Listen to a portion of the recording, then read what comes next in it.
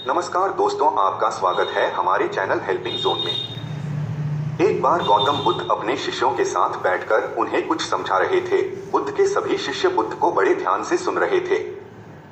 बुद्ध और उनके सभी भिक्षु यह देखते हैं कि उनकी तरफ एक आदमी बड़ी तेजी से आ रहा है और वह आदमी बहुत क्रोध में है और वह कुछ बड़बड़ाता आ रहा है। उस व्यक्ति को देख गौतम बुद्ध के कुछ शिष्य समझ जाते हैं कि यह व्यक्ति कुछ गलत करने के उद्देश्य से गौतम बुद्ध के पास आ रहा है। इसीलिए गौतम बुद्ध के दो शिष्य दौड़कर उस आदमी के पास चले जाते हैं और उसे रोक लेते हैं और उस व्यक्ति से पूछते हैं कि तुम कौन हो और तुम्हें किससे मिलना है। वह व्यक्ति गौतम बुद्ध के शिष्यों से कहता है कि मेरे मार्ग से हट जाओ, आज मैं इस बुद्ध को सबक सिखाकर ही रहूंगा। उस व्यक्ति की बात सुन गौतम बुद्ध के शिष्य उस व्यक्ति को शांत करने की कोशिश करते हैं, पर वह व्यक्ति शांत नहीं होता है। बुद्ध उस व्यक्ति को देखते हैं और मुस्कुराते हैं और अपने शिष्यों से कहते हैं कि मेरे प्रिय भिक्षुओं, उसे आने दो मेरे पास, वह मुझसे कुछ कहना चाहता है। बुद्ध की आज्ञा का पालन करते हुए बुद्ध के भिक्षु उस व्यक्ति के मार्ग से हटते हैं और वह व्यक्ति बुद्ध के पास आकर खड़ा हो जाता है। जैसे ही व्यक्ति बुद्ध के पास पहुंचता है, वह बुद्ध को गालियां देना शुरू कर देता है। बुद्ध उस व्यक्ति की गालियां सुनते रहते हैं, परंतु उसे कोई भी उत्तर नहीं देते। बहुत देर तक बुद्ध को गालियां देने के बाद वह व्यक्ति अपने मन में सोचता है कि मेरी गालियों का तो बुद्ध पर कोई भी असर नहीं हो रहा है। इसीलिए उस व्यक्ति का क्रोध और भी ज्यादा बढ़ जाता है और वह व्यक्ति बुद्ध के ऊपर थूक देता है। उसके बाद बुद्ध एक कपड़ा उठाकर थूक को पोंछ देते हैं। यह देखकर गौतम बुद्ध के सभी भिक्षुक क्रोध से भर जाते हैं, पर बिना बुद्ध के आज्ञा के कोई भी भिक्षुक अपना क्रोध प्रकट नहीं करता। वह व्यक्ति दोबारा से बुद्ध के ऊपर थूकता है और बुद्ध दोबारा से कपड़ा उठाते हैं और उस थूक को साफ कर लेते हैं और मुस्कुराकर उस व्यक्ति से कहते हैं कि मित्र, तुम कुछ और कहना चाहते हो। जैसे ही वह व्यक्ति बुद्ध का यह प्रश्न सुनता है, वह व्यक्ति भीतर तक हिल जाता है और वह व्यक्ति बुद्ध को कोई भी उत्तर नहीं दे पाता है और तुरंत वहां से चला जाता है।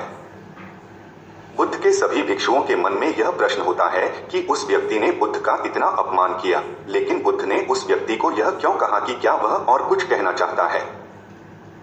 सभी भिक्षुओं में से एक भिक्षुक बुद्ध से कहता है कि आपने उस व्यक्ति से यह क्यों कहा कि क्या वह कुछ और कहना चाहता है, जबकि यह तो स्पष्ट था कि वो व्यक्ति यहाँ कुछ कहने नहीं आया था, बल्कि वह तो आपका अपमान करने आया था। क्या आप उसके द्वारा किए गए अपमान को नहीं देख पाए। बुद्ध मुस्कुराते हैं और अपने सभी भिक्षुओं से कहते हैं कि मेरे प्रिय भिक्षुओं, अपमान और सम्मान उसे नजर आता है जो इन दोनों से चिपके हुए होते हैं। मैं इन दोनों से भी ऊपर उठ चुका हूँ, इसीलिए ना तो मुझे परेशान कर सकता है और ना ही सम्मान मुझे प्रसन्न कर सकता है। वह व्यक्ति बुद्ध का अपमान करके अपने घर तो चला जाता है, लेकिन पर पूरी रात सो नहीं पाता है। उसके मन में सिर्फ यही प्रश्न घूमता रहता है कि मैंने बुद्ध का अपमान किया, उन्हें गालियां भी दी, फिर भी उन्होंने मुझसे यह क्यों पूछा कि क्या मैं कुछ और कहना चाहता हूं, जबकि मैं वहां कुछ कहने नहीं बल्कि उनका अपमान करने गया हुआ था। अगले दिन वह व्यक्ति सुबह सुबह जल्दी उठकर बुद्ध के पास चला जाता है और उनकी चरणों में लेट जाता है। बुद्ध के सभी शिष्य उसको देखकर आश्चर्यचकित होते हैं कि जो व्यक्ति कल बुद्ध का अपमान करके गया हुआ था, आज वह रो रहा है और बुद्ध के चरणों में पड़ा हुआ है। बुद्ध उस व्यक्ति को उठाते हैं और उस व्यक्ति से कहते हैं कि मित्र, क्या तुम और कुछ कहना चाहते हो। इतने में ही बुद्ध का एक भिक्षुक बुद्ध को टोकता है और उनसे पूछता है कि बुद्ध, जब कल यह व्यक्ति आपका अपमान कर रहा था, तब भी आपने यही बात कही थी कि क्या तुम्हें कुछ और कहना है, और आज यह व्यक्ति आपके चरणों में पड़ा रो रहा है। आप तब भी यही बात कह रहे हैं। इसका क्या अर्थ है, बुद्ध कृपा कर समझाइए हमें।